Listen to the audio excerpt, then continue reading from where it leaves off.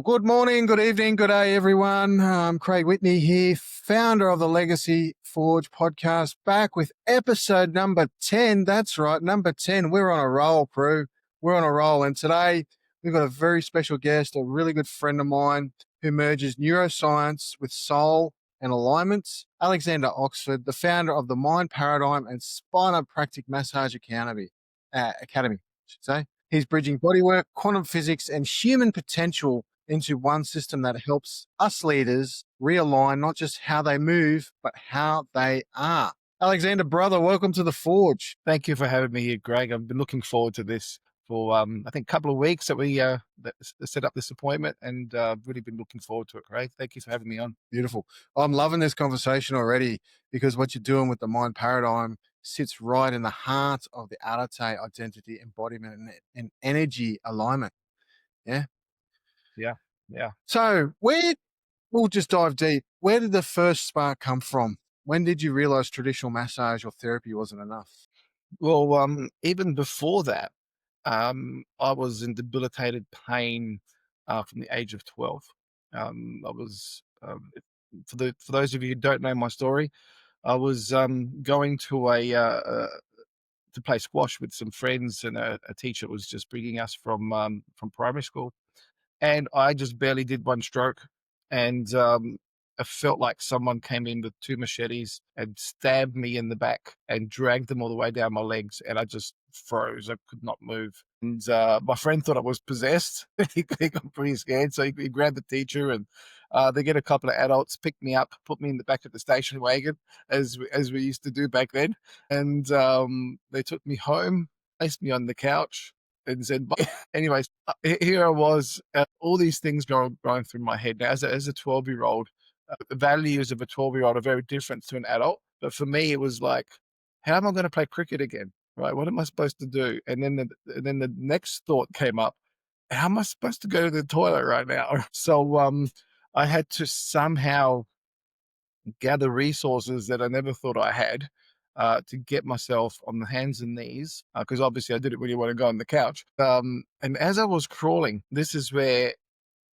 like right now, I can see is that there were quantum shifts that were happening in my headspace. But I started making some pretty massive decisions.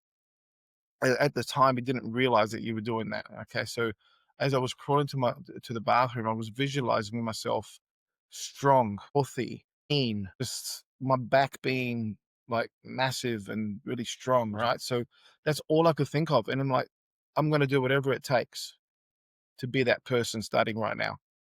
What I believe was one of the biggest things is that I said, right now, I'm going to start it right now. I didn't want to start it tomorrow. I didn't want to start it. I wish I should have, or anything like that. I just said, I'm going to do whatever it takes, starting right now. I always remember it was a big, loud right now in my brain. Okay, that's it. It was a pivotal moment in my life, because from that on, I became inquisitive. I became weird. The questions I would ask would annoy a lot of people, but excite some others. The ones that were getting annoyed by my questions weren't the ones that wanted to research more. The ones that got excited by my questions, they became great mentors, because they were going down the rabbit hole like I was, because that's what made them great mentors, because they didn't stop their questioning. So they welcomed my questions. And I tell you what, some of the great people that you meet along the way, when you're asking questions to get results. Does that make sense? Okay, so I'm having some troubles with the internet here for some reason. Am I back on? Am I Yeah, back? there, I can see you. Okay, cool. Yeah, I So can hear, hear your audio's perfect. Your video's a little bit sort of, but yeah, yeah, we'll get through it. yeah, no, that's okay. So so there were the The things that joys I of technology. Fun. exactly. I mean, we've got to adapt to it. We can't just take it for granted. Just like everything else, we can't take everything for granted. We have to always be on top of it. Always got to use our consciousness wherever we go. Yeah. Yeah, yeah. So there were the things. And So ladies that and was a gentlemen, pivotal just for moment for me. clarification, this was Sorry, go ahead. a pivotal moment. So I'm hearing I'm hearing mentors, I'm hearing questions, I'm hearing curiosity. You were driven by the pain of suffering. Yeah. And that suffering drove your curiosity Yeah. to make a decision. Yeah. It starts now. I need to change. Did you know what to do, or you just made that decision that, hey, I I'm just going to had go with it, go with my no gut? idea, man. I had the one thing that I had is that I had total unquivering faith that I was gonna get through this. That that that b that had no I had no question, like, right now, I'm changing my life. I had n like, I didn't have any doubt in my mind that I knew that I was gonna get through this, and and you have a look at that formula, and this is that formula needs to be placed in anything we do. I didn't know that at the time, because when I established a business later on in life, I didn't have those things. Right? I had to say, hang on a second, I knew the formula as a kid. I need to apply that in everything I do, not just in the pain paradigm. Okay. Because I tell you what, you learn things from pain that you'll never learn from anything else. And the thing is, most people are indoctrinated to move away from pain. They're indoctrinated to numb it. They're indoctrinated to rip it out, take it out, do whatever it takes. And I tell you what, it's the one of the most real things about humanity is going through the pain, because it teaches us so much about our character. It teaches so much about what we can do beyond what we think we can do. Does that make sense? Yeah, yeah. Pain's an excellent feedback. It's a feedback mechanism of to 100%. not do something, or that there's something that's, hey, I need help. There's an alarm bell Yeah. going off here. Fix it. Don't Yeah. medicate me. Fix it. It's Yeah. the body's natural response, right? Yeah. So what is it about pain? So because we've been conditioned a bit in society to medicate, the microwave solution, you get a headache. The natural thing is go to the cupboard, pop 2 or 3 Panadol, have a lie down for half an hour and be done with it, or keep pushing it. Hey, what are some other ways, or how does pain teach us in different Well, ways? the number one thing that pain is what it's your body's screen to connect you with the body again. Most of us are trying to run away from our symptoms because we've been indoctrinated that they're bad. Symptoms are bad, so therefore let's run away. And it's like, no, this is your body screaming. It was communicating to you. It was being subtle. It was being nice. It was giving you little hints, little niggles, and here and there of the adjustments that you need to make to be able to how to work with your body. However, we get in the way of ourselves. Okay, so when we get in the way of ourselves, the body has to scream louder. So when you're in that immense pain, you need to just stop. I need to ask yourself, if your body could give you the words right now, what would it be saying through this pain? What's it telling you? Okay, and when people say, I don't know, what all that is your disconnect. Okay, it's no, you don't have time for that. You do not have time for disconnect. A lot of people will tell you don't have time for pain. No, you don't have time for disconnect. This is the time right now. Your body is screaming at you. The most important feedback mechanism that you have is your body communicating to you right here, right now. It's not doing it tomorrow. It's not doing it yesterday. It's doing it right here, right now. What a great opportunity right now just to stop and really, really listen. Okay. And this is it's a great thing. This is the beauty about pain. It gives you all the answers you want, but you need to stop, ask it questions, and listen, and really put your value system has to change as well, because a lot of the times where we place our importance usually isn't important. Okay. Having your importance as the first thing to do is your car repayment. Okay. Is nothing compared to what you need to do with your body. And a lot of people put this, they put their values everywhere else and they forget about that. Hang on a second. The most valuable resource that I have is me.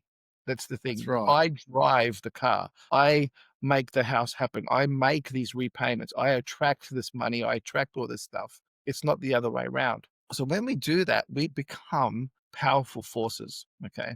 We don't get in the way of that powerful force. You're already born that way. Bob Proctor says you were born rich. Okay. And you were. The thing is, we get in the way of that. We put limiting beliefs on top of that. We start we start driving our lives with negative emotions. People don't even realize that a lot of these negative emotions are just here. They're not even negative to begin with. They're just guidance systems for us to contain our power. But then what happens? We feel this negative emotion, and now what we're doing? we're now going through a frequency through this negative emotions. And it's just diverted ourselves. And now we're living our life through the frequency of a negative emotion instead of the frequency of our power, which these emotions are here just to help us guide us through. Hey, you hit a boundary, not I've got to work through anger. Okay. So um uh, I know we're going to a deep dive here, but this is the importance of listening to your body, because a lot of people just put judgments, listen to somebody else's limiting factors on what's going on with the body. And we're finding more and more through quantum physics and quantum mechanics that every single thing that's possible is happening right here, right now. But the one that is happening right here, right now for you is the wave that you decide to jump on. And that's Exactly, a exactly. huge thing. Mm.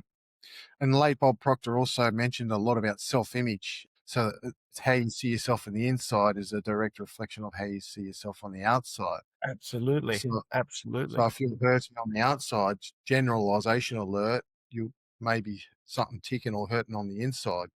Yeah. I'm actually Yep. going down the rabbit hole.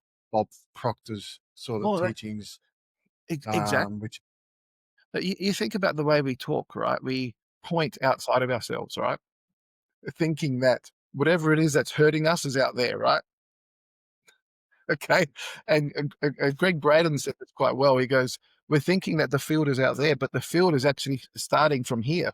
This is what's generating our field of consciousness. And when we're seeing things, we're only seeing our self image. Everything becomes a mirror. So it's great that you brought that up, because your self image is now mirrored everywhere around you. And your body is feeling that. If it's destructive to you, your body will tell you immediately.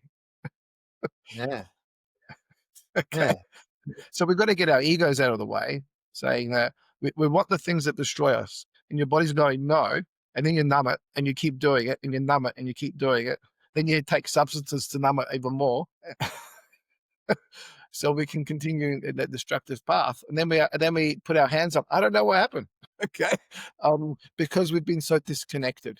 Okay. And a lot of the times it's our fault, because the $1 trillion indoctrination system that we're living in has taught us this is how we work. But we're finding more and more through science that it's not working. All these things that are happening in our bodies and all these things that are happening in our life are not working because we're not paying attention to what's important.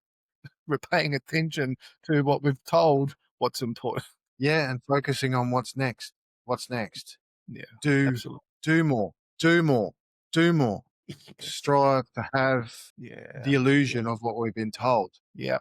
And then once we have that illusion, we're not satisfied. The body's not satisfied. Then we're Yeah. being in a state of presence, of unfulfillment, of Yeah. suffering, of addiction, of fill in the gaps. Yeah. Yeah, totally, Yeah. You, totally. I you, get it. you got it. You You often got it. say that, yeah, yeah. The be do have classic coaching model. Yeah, I Yeah. love it. I live by it. Yes. They often say the body is a living field of frequency. What does that mean for someone stuck in stress or pain every Yeah. day? Okay, so going back to what I said, so on the everyday level, we need to always be still in our minds, because we distract ourselves all the time, and we get diagnosed with all sorts of things like ADHD and things like that, which is another distractive part of not being still and really listening to what's going on. And with generations and generations, we become really good genetically on distracting ourselves, and we blame the kids for it. AD, AD, and I'll use the term auditory digital, right? Yeah, yeah, Auditory digital, right? yes. Devices, hyper. I forget Well, the and the last word. kinesthetic. Yeah, yeah, Yeah, you a lot of ADD is all kinesthetic, because 'cause they're always moving around, and let's distract myself with I wonder what this knife does to this table. It's more interesting than doing mathematics, right? Um, but yeah, yeah, yeah. it becomes a distractive thing for us to not feel. And it doesn't just happen in this it's been happening generationally, that the more we do that as adults, the more we're gonna be affecting our next generation of not being able to be still. And in that stillness, you start hearing things, you start seeing things, you start paying attention to things that your body or your unconscious, your subconscious, whatever you want to call it, has been communicating to you but you've been distracting yourself, moving around and doing stuff. Okay. So that stillness, and this is why meditation becomes one of the most important factors of our life, is that we have to be in our stillness. And at first, when people start, they say, I can't meditate, or I can't be hypnotized, or I can't be this and I can't be that. Already they're making their program of I can't stronger, and not realizing that, just like if you ever go surfing and you want to hit a wave, you're not going to do that the first time you get out. You're going to get smashed. You go into a meditative state, it could be a second that you last, especially if your mind's all over the place and scattered. But it doesn't mean you can't do it. It's that you've done it for a second. Okay. Then you go do it again. Then you go do it again. Now in hypnosis, we call this fractionation, right? So the more you do it, the better you get at it. The more you do it, the better you get at it. It's like everything else in life, right? The more you do it, the better you get at it. The thing is, the more you practice stillness, the more you're going to have more control consciously over your life. And the things that we can control are thoughts, states, and behaviors, nothing else. A lot of people want to control their external environment. They want to control somebody else. They want everybody else to change. I'm like, are you struggling to change? Yes. Well, what are you going to do to change somebody else? Right. So the biggest change in that is that we've got to flip the script, and we've got to focus on, okay, if I want the world to change, I've got to master it myself. If I can master myself going through change, then I can then I've got the possibility of mentoring somebody else to do it. But if I'm not going to put the effort in, if I keep saying, I can't do it, but everybody else has to do it for me, right? What hope does anybody have, right? So it's about mastering that state of stillness. Because when we become still, we can listen. We can really, really eavesdrop to what's happening internally. Once we know that, then we know what to change, and then change from what to what. Okay. And changing from what to what becomes a big thing, because a lot of people say, you got to change, but change to what? So going back to what you were saying with stress, a lot of the times we're stressed because we're not doing the things that we truly want to do. We are generally out of alignment. We're doing the wrong stuff, focusing on the wrong stuff instead of being in the moment. And instead of working on that moment, so they say repetition is the mother of all habit. Yes. Perfect practice makes permanence. Yeah. That's another very strong. Yeah. And perfect practice is a great one, because, again, what are we practicing to do? We need to have a vision. We need to start with the end product first. Does that make sense? Because a lot of people want to Yeah. I just want to release this emotion. Well, into what? Because it's energy, and it's something's holding this for a reason. It's not because it's a random. It's holding this for a reason. You got all these things that we've organized and stored in our memories, and they're stored, and they've got this stronghold on them for a reason. I like to call it static. Okay, but it's there for a reason. The thing is, if you don't know the direction that you want to go, that's the number one thing we need to work on, is that if all these things didn't exist, who are you? Who's this person Exactly. that you want to be? So we need to start backwards, as in we need to start with the end in mind. What is it that, if nothing was in the way, where would you be in 20 years' time? And if you fulfilled absolutely everything that you wanted to fulfill, how would you be feeling right now? So we've got to go into that state right now. So when you said perfect practice, that's what we want to be perfecting our practice in, on being that person that we truly want to be. That if you want to have all these things, well, why do you want to have these things? Think about, if you did have them, how would you be feeling? So that state, you need to start now and perfect that state, because then you're resonating in that wave, and you're resonating. And if you have a look at going back to quantum physics, that state that you're in is going to resonate perfectly with that same frequency of everything around you. So you're going to be in that frequency state. If you have all these negative emotions that you're going in for, guess what you're going to be resonating with? Other opportunities to have negative emotions. It's just, you're in that emotional wave. It's just a wave that you're riding, and it keeps Now there repeating. might be some, Sorry. Yeah. exactly. Now for those hearing quantum and some other fancy words getting thrown around, and there's definitely leaders out there who don't know what this sort of stuff is. and thinking it's just abstract. How does quantum physics show up in their real world leadership? In the real When we world, talk leadership. absolutely. So when you get up and you get into a bad state, for example, okay, a state is how you're feeling, okay. Now, how do you approach someone when you're angry? How do you approach someone? Do you approach someone with patience? Do you approach them with care? Do you approach them with nurturing, or do you short? I don't want to hear you. I don't want to talk to people. That in itself, so what you're doing, you're in a state that's going to be creating behaviors that's going to lead to events that's going to prove your state right. Okay. Has anyone ever gone into an argument to prove themselves wrong? Okay. So this is one of the biggest things, is that when we're in a state, that state is always going out there looking for it to be right. Okay. A lot of people call this the reticular activating system in your brain. So wherever you're looking for, you're going to be looking for evidence to be right. And you will always be right, regardless. If you're adamant that this is the way, and you'll find it everywhere, even though it may not exist. You'll see its existence because you'll be creating it through your state. This is why people argue so well about opposite points. This is what happened. No, this is what happened, and so forth. We start as kids in the playground, and then we're adults in a different playground doing kid behaviors because we're still trying to prove ourselves right.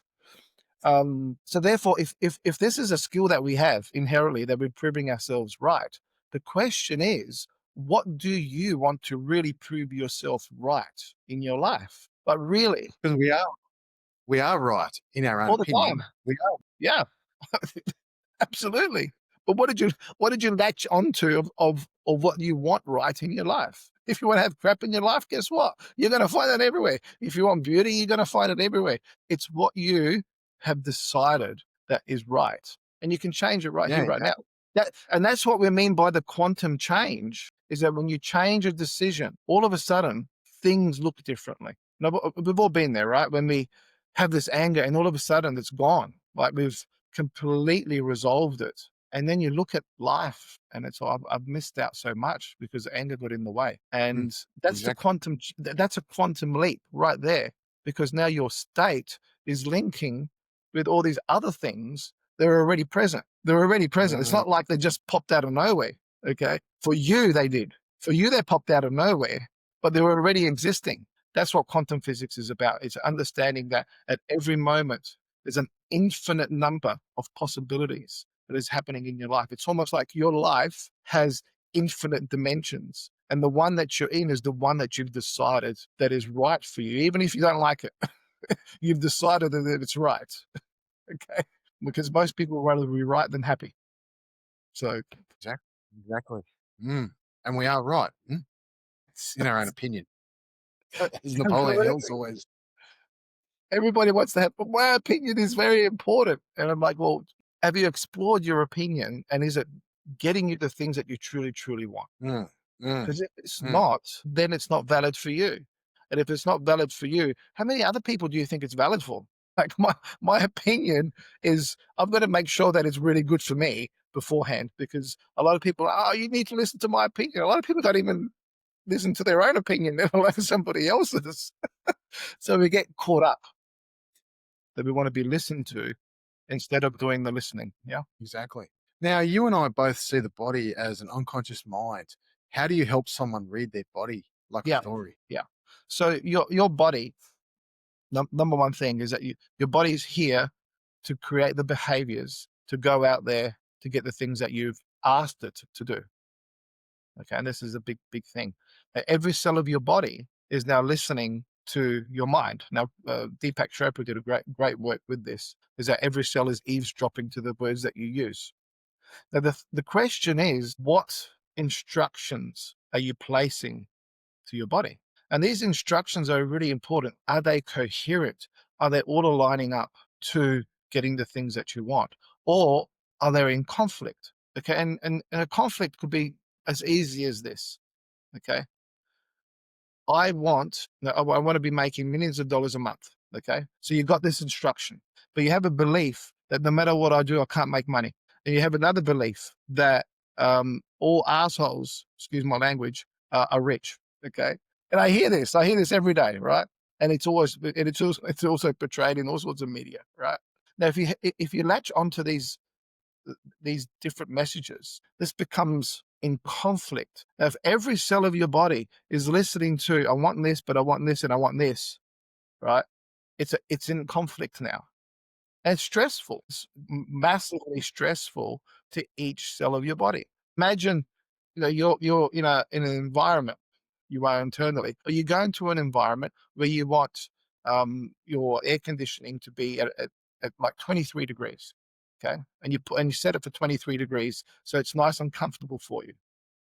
Okay. But at the same time, you have all these ovens on that are creating all this heat, okay, on one direction. You can imagine that. Now that's increased the temperature, okay, and you've got the sun beaming from another direction into this apartment, which is increasing the heat. So what do? We don't pay attention to any of that. We're blaming the air conditioning that it's not putting it to 23 degrees. Now, then you start becoming more aware. So, okay, I've got these ovens on.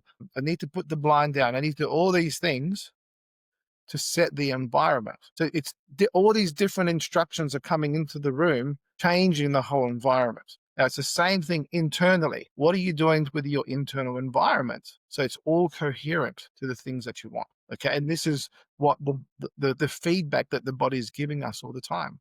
You tell me you want this, but then you're telling me that you can't do this because of this. And you're telling me that this can't happen because we don't, no, because assholes. And then is that what you want? You want to become an asshole? So you okay. So you're getting all these conflicting information. This is where we always want to delve into what's important. These are your values lists, and let's find out that they're all coherent.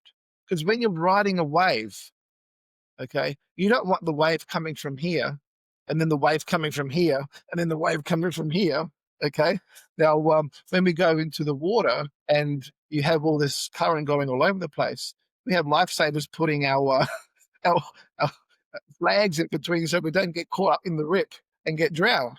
Okay. Now you've got to do that yourself internally, is to make sure that you're not getting all these incoherent messages, because your body's going to suffer from a lot of stress that way. Exactly. So what simple somatic or breathing exercise would you give, say, a CEO, a leader, a parent, Yeah. before a high stakes decision? And this is why breathing is so important, because it starts with our stillness. Yeah. So Sure what does. happens is that we need to pay attention to our internal state. And to even do that, we need to stop. Okay. Being in a relaxed spot. And I'm not going to teach breathing in the way that you do, Craig. You teach breathing in an exquisite way. Okay. But the way I do it, I like to fill my lungs up as much as I possibly can. Okay, so therefore I'm breathing from my stomach. Okay, take a nice big, huge breath. And then I like to hold it. Okay, I like to hold it for 4 to 5 seconds to begin with. And then as I hold it, then I slowly breathe it out. And when I breathe it out, I then make sure I suck my stomach all the way in, belly into towards the spine, to breathe it all out. And I do this a few times. Okay. Now, if you've never done that, you may get a little bit dizzy at first because you're putting so much oxygen into your, but what you're doing there is that you're inviting stillness, and you're putting your number one value into your body, which is breath. Without that, nothing works. And what you're doing also is you're recognizing your physical body. See, a lot of the times people think, oh, mind here, body here, but no, it's one unit. The mind, your consciousness does not exist without your body. Okay. And this is a great thing that they found, they found in quantum physics, but they're saying that, you know, in modern medicine, you're just body, and the consciousness is just an effect of that. It's not really anything. Spirituality, no, we're spirit. Okay. Then we've got consciousness. The thing is, all of that, your spirituality exists in your body. If your body doesn't exist, it'll just go somewhere else. Okay. Your consciousness governs the body, but at the same time, without the body, the consciousness isn't there. Okay. And it seems like a paradox. However, we need to nurture both. And the great thing about breathing is that you're doing that. you're putting your value into the number one thing, which is you. Exactly. Just do it. And you've said the spine, Yeah. bring the spine. It tells the truth faster than the mouth. What's that mean? Yes. Explain that. The spine is what? So can you? They just broke up a little bit. Sorry, Craig. You said the spine tells the truth faster than the mouth. What's that mean? Okay, so it's the central nervous system. Okay, so your central nervous system creates all the messages going from your brain into every cell of the body, and then the feedback that all the cells give the brain again, and they all go through the spinal cord, and it's way quicker than what we can communicate, and that's why the stillness is so important. So when we're saying what we're saying, what is it that we're saying when we're saying that? Okay, that's what I like to always say to people. Um, it's like stop for a while, pay attention, really listen before you say your words, okay? Because your words have meaning to your body. But if you use words that are against what your body's trying to tell you, then you need to stop. Again, it's that stillness. So the spine does information way quicker than we can get it out of our mouths. So therefore requires us to really listen. But the spine's so important. A lot of us don't really realize when we have the back pain, as we like to call it, that it's not just a pain in the back, it's your body usually struggling to stabilize the spine, which is your central nervous system, which is your body attempt to protect it, your body's attempt to correct it. And sometimes, okay, protection is number one thing that your body's always doing. Your brain is the most protective mechanism, and it communicates to your cells, which communicates to this amazing thing called the fascia. And the fascia is wide everywhere. It's wrapped around every single thing: your heart, your organs, your glands, your spine, your muscles, your fibers of the muscles, okay, around your nerves, around your blood vessels. This fascia is everywhere. And when you're in the protective mode, it's almost like strangling. The body's in a restrictive mode, or the blood flow is not flowing in the way that you want it to. Okay, what we're trying to do, we want to take a pill to try and change that. However, it's that restriction because the body's in a protective mode. So once the body gets into a safe mode, then that fascia becomes fluid instead of hard as a rock. And it's all about protecting the body. And the number one thing it wants to protect is obviously its organs and glands and its central nervous system. Hence why we do that. Okay, everything becomes that's one of those most protective things that we do, and it's not something that we think about consciously. No, as soon as you hear something, you know, your body gets into that protective mode, and that's the brain protecting us, because the body, without it, our consciousness doesn't exist. Okay, so it's really protecting our consciousness. Now, the great thing about the spine, the more your central nervous system is expressed, the more your consciousness is going to also be expressed. And we can go down a whole nother rabbit hole here with the adaptive life system. However, that's in simple terms. You keep your spine well, you're getting that central nervous system communicating well with the rest of your body. Your consciousness has optimal ability to perform at its best as well. So, what does it look like when finally someone collapses the gap between who they perform and who they truly are with the spine? That's awesome. Great use of words, the collapse. You've done some quantum physics, okay? Because it's collapsing, okay? So what finally happens? Yeah. Some people might say that the light bulb is turned on. You get that, oh, wow, I can't believe I used to think that way. It's people can't go back. They just can't go back in the way they used to think. Okay. So we just collapse the whole wave function as you mentioned, that collapse of the gap. Okay. Because the gap is riding one wave, and now you've decided, no, this one is the one I want.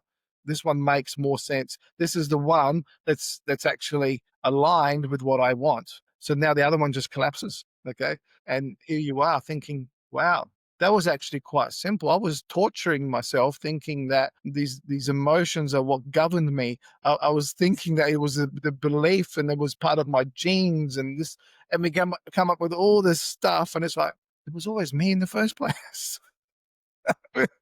all I had to do is pick the reality that I want to be in. And when I do that and make that decision, the crazy thing is that the wave that you have internally in your past and the wave that you have in the future completely change and aligned with your new decision. And that's the awesome thing about that collapse. The whole timeline collapses into a brand new one. Exactly. So you work pretty much at the intersection of physics here, physiology, and Yeah. purpose. Yeah. Keep it I've simple. been doing that all my life. Yeah. What does legacy mean to you Yeah. through that lens? You're merging Super. all three together. Yeah. Yeah. Very different to what it used to be. uh, so for me, legacy is about who am I choosing to be today, not what am I leaving behind. I used to think it's about what I'm leaving behind. Okay.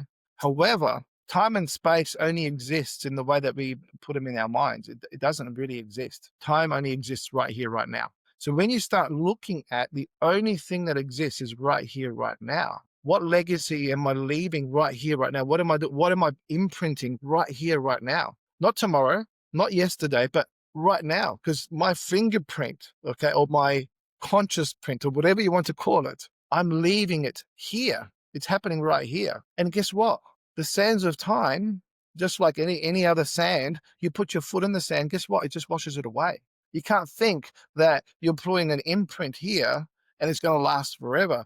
You're putting the imprint here, right now, and it's something that you've got to be doing every single moment of your life. That's what legacy is for me. What am I doing right here, right now, to be the best I can do so I can give the best service and serve others at my highest capacity. Beautiful, That's how I beautiful, see beautiful. legacy. Now, if energy can't be destroyed, only transferred, then leadership in its purest form is an energy transfer. It What is. energy do you want to leave printed in those that you Yeah. touch? Yeah. I'm glad you said that because this is the law of resonance. Yeah. So wherever we go, we resonate. Okay. So what I love, see, what one of the things I say to myself in the morning when I sit down and write in my journal, I am happy and grateful that I vibrate in the frequency of total health, total wealth, and total prosperity right now. So much so that each cell of my body resonates in such a way that anybody around me heals instantly. So that's for me, my superpower. Okay, I guess it aligns with that. Yeah, is to be able to be the person that can heal anything. Okay, anything around me, people just have to think about. Yeah, think about. I'm going to go and see Alex, and already they start to heal. That's the sort of resonance that I want. That's the superpower that I wish for and actually you wished for, but step into it now. Every day I actually step into it. How that resonates, I have no control over. Okay. However, it resonates in me every day stronger and stronger because I step into it every moment. Does that make sense? Every day I'm stronger. Yeah, yeah. It comes with belief, self belief. And every day I am stronger and stronger. I'm stronger than yesterday, today, in that moment. Yeah. So, brother, what I take from this conversation, yeah, what I take from this conversation is that transformation isn't mental, just mental. It's quantum. The overarching level is quantum. When you change the signal of quantumness, the system reorganizes. When you change the identity, the universe mirrors it back. Mm-hmm. Self-image, inner reflection, outer reflection, Yeah. so forth. Bob Yeah. Proctor, rest in peace. 100%. Brother, you're not just teaching healing here. You're teaching leadership at the frequency of truth. Something that leaders, they're on a shakeable foundation, and we need to bring that foundation back to a solid foundation of truth. Any final thought to that? Benefits everyone. Growth. Gift to the benefit of self, gift to the growth of others, and gift for the greater good. Would that be fair to say? Beautiful, beautiful. Well, brother, thank you for joining us on the Legacy Forge. If this conversation stirred something inside, and no doubt it would have, share it. Share it with someone in your circle that needs to hear this today. Check us out on all the platforms, Spotify, Apple, and YouTube for the video feed. Until next time, thanks for jumping on and joining us today, Alex. I really appreciate it. And let's focus on building a new quantum. Let's forge this new energy and let's ascend ourselves and take other leaders with us. Thank you very much, brother. Appreciate it. Till next time, guys. See you later.